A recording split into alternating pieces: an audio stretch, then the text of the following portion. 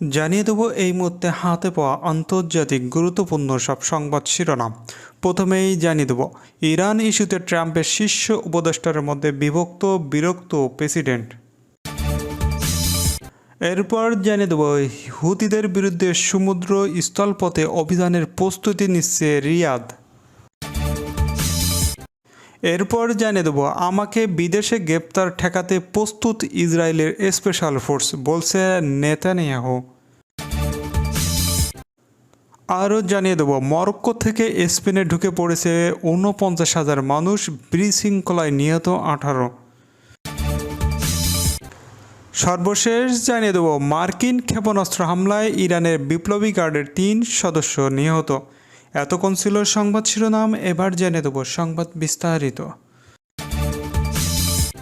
Iran ইস্যুতে ট্রাম্পের শীর্ষ উপদেষ্টাদের মধ্যে বিরক্ত ডোনাল্ড ট্রাম্প প্রেসিডেন্ট। ইরানের সঙ্গে চলমান ৬ মাসের যুদ্ধ নিয়ে ক্রমেই বিভক্ত ও হতাশ হয়ে পড়েছে মার্কিন প্রেসিডেন্ট ডোনাল্ড ট্রাম্প। যুদ্ধের সমাপ্তি কীভাবে হবে এই বিষয়ে তারা শীর্ষ উপদেষ্টাদের মধ্যে এখনও কোনো ঐকমত্য তৈরি হয়নি বলে জানিয়েছে মার্কিন সংবাদ মাধ্যম এনবিসি নিউজ। এনবিসি প্রতিবেদনে বলা হয়েছে ট্রাম্পের প্রত্যাশা ছিল ইরানের দ্রুত আলোচনার টেবিলে ফিরে আনবে, তবে দীর্ঘায়িত সংঘাতের কারণে হোয়াইট হাউস পরবর্তী পদক্ষেপ নিতে মতবিরোধ দেখা দিয়েছে। ট্রাম্পের ঘনিষ্ঠ এক মিত্রের বরাতে প্রতিবেদনে বলা হয়, দীর্ঘমেয়াদী যুদ্ধের জন্য প্রস্তুত নিচ্ছে না ট্রাম্প প্রেসিডেন্ট এবং সংঘাতের অবসান নিয়ে শুরু থেকে স্পষ্ট কোনো কৌশল ছিল না। আরেক মার্কিন কর্মকর্তা জানান, কয়েক মাস যুদ্ধ চলার পর প্রশাসনের ভিতরে ভবিষ্যতের নীতি নিয়ে এখনও বিভক্ত হয়েছে।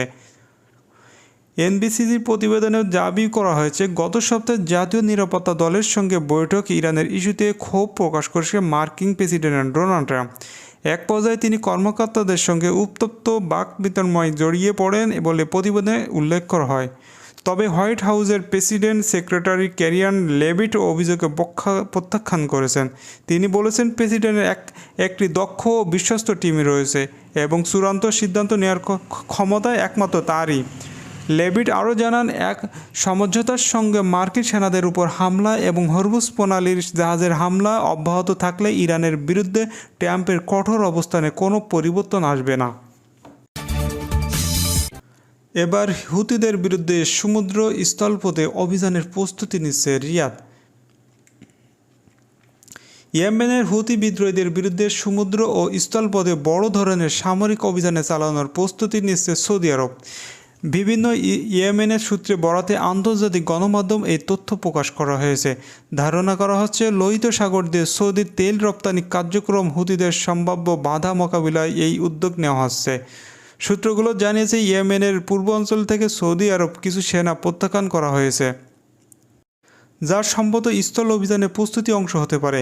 একই সময়ে লোহিত সাগর বাব আল মান্দার প্রণালীত জাহাজের চলাচল নিরাপত্তা রাখতে একটি বহুজাতীয় নৌ-জোট গঠনের চেষ্টা করছে রিয়াদ। সৌদি প্রতিরক্ষা মন্ত্রণালয় জানিয়েছে, তুরস্ক, পাকিস্তান, মিশর, সুদান ও জিবুতি সহ 14টি দেশ যৌথভাবে একটি সমুদ্র নিরাপত্তা জোট গঠনের পক্ষে সমর্থন জানিয়েছে। ইরান সমর্থিত হুতির ইয়েমেনের রাজধানী সানা এবং লোহিত সাগর উপকূলে বড় অংশ নিয়ন্ত্রণ করে। 20 জুলাই তারা সৌদি জাহাজের উপর অবরোধের ঘোষণা দেয়, তবে সব জাহাজ কাছ থেকে টোল আদায় পরিকল্পনার কথা তারা অস্বীকার করেছে। আমাকে বিদেশে গ্রেপ্তার ঠেকাতে প্রস্তুত ইসরায়েলের স্পেশাল ফোর্স, বলছে নেতানিয়াহু। বিদেশে আমাকে গ্রেপ্তার করার কোনো চেষ্টা করা হলে তা রুখে দিতে ইসরায়েলের স্পেশাল ফোর্স প্রস্তুত রয়েছে বলে জানিয়েছে ইসরায়েলি প্রধানমন্ত্রী বেঞ্জামিন নেতানিয়াহু। নিউ ইয়র্কের মেয়র আমদানির গ্রেপ্তারের দাবি তর্ক না করে যুক্তরাষ্ট্র সফরের ঘোষণা দিয়েছেন, এ কথা বলেছেন। বৃহস্পতিবার ব্রিটিশ সংবাদ মাধ্যম ইন্ডিগেস্টে প্রতিবেদনের তথ্য জানানো হয়েছে। সাম্প্রতিক নিউ ইয়র্ক সিটির মেয়র মোজাহার আমদানি 2024 সালে আন্তর্জাতিক অবরোধ টার্মিনালে আদালত আইসি কর্তৃক জারি করা একটি মামলার যুক্তরাষ্ট্রের সরকারের নেতানিয়াহুর গ্রেপ্তার আহ্বান জানান। ফক্স নিউজ এক সাক্ষাৎকারে নেতানিয়াহু জানান যে তিনি আইসিসি ম্যান কোনো দেশের জরুরি অবতরণ গ্রেপ্তারের ঝুঁকি নিয়ে ভাববে না, ভয় পান না। সেক্ষেত্রে সেনাবাহিনী বিশেষ দলকে নতুন দায়িত্ব দিতে পারে। ইসরায়েলের প্রেসিডেন্ট নেতানিয়াহু সাফ জানিয়ে দিয়েছে তার জন্য প্রস্তুত আছে স্পেশাল কমান্ডো, যা সব কিছু রুখে দিতে পারবে। তার এবার মরক্কো থেকে স্পেনে ঢুকে পড়েছে ৪৯,০০০ মানুষ, বিশৃঙ্খলায় নিহত ১৮।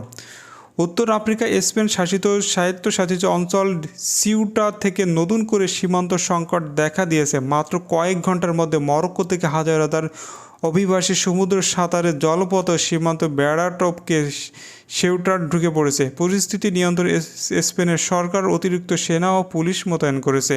এই গণ অনুপ্রবেশের ঘটনায় অন্তত ১৮ জনের মৃত্যু হয়েছে বলে জানা গেছে। স্থায়ী সূত্রে খবর, সীমান্ত পেরিয়ে দেশে ঢুকে পড়েছে প্রায় ৪৯,০০০ মানুষ। বৃহস্পতিবার বিপুল সংখ্যক মানুষ সীমান্তে বেড়া ভেঙে ফেলায় সীমান্ত সংকট চরম ঘটে। তা সামলাতে দিয়ে সিকিউরিটি গার্ড স্থায়ী কর্তৃপক্ষ মাদ্রিদের কেন্দ্রীয় সরকারের কাছে অতিরিক্ত সেনা চেয়েছে আবেদন করে। এরপর স্পেন সরকার আরও সশস্ত্র বাহিনী পাঠানোর প্রস্তুতি নেয়। মার্কিন ক্ষেপণাস্ত্র হামলায় ইরানের বিপ্লবী গার্ডের ৩ সদস্য নিহত। ইরানের ইসলামী রেভলিউশন গার্ডের কর্পস আইআরজিসির ৩ সদস্য মার্কিন ক্ষেপণাস্ত্র হামলায় নিহত হয়েছে। ইরানের আধা সরকারি বার্তা সংস্থা তাসনিম নিউজ প্রকাশিত আইআরজিসির এক বিবৃতিতে বরাতে এই তথ্য জানা গেছে।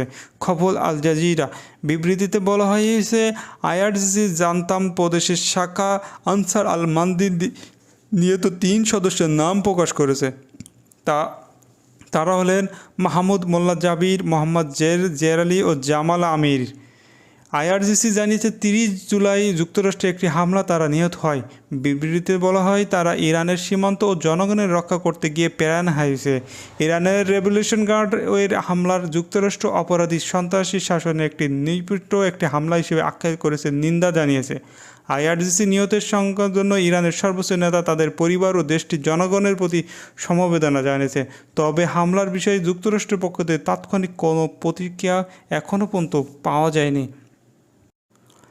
গত ২ সপ্তাহে হুতি বিদ্রোহী ও সৌদি আরবের মধ্যকার সংঘাত নতুন মাত্রা পেয়েছে। হুতির সৌদি আরকম বিভিন্ন স্থানে হামলা চালানোর পর পাল্টা জবাব দিয়েছে সৌদি বাহিনীর হুতি নিয়ন্ত্রিত হোদাইসা বন্দরে বিমান হামলা চালায়। একই সময়ে লোহিত সাগরে একটি সৌদি বাণিজ্যিক জাহাজেও হামলা শিকার হয়েছে। ১ দশকের বেশি সময় ধরে ইয়েমেনের প্রভাব বিস্তার হয়ে চলা এই সংঘাত সাম্প্রতিক সময়ে আবারও তীব্র আকার ধারণ করছে, যার ফলে ইসরায়েল ইরানের মধ্যে আরও নতুন করে যুদ্ধের আশঙ্কা করা হচ্ছে।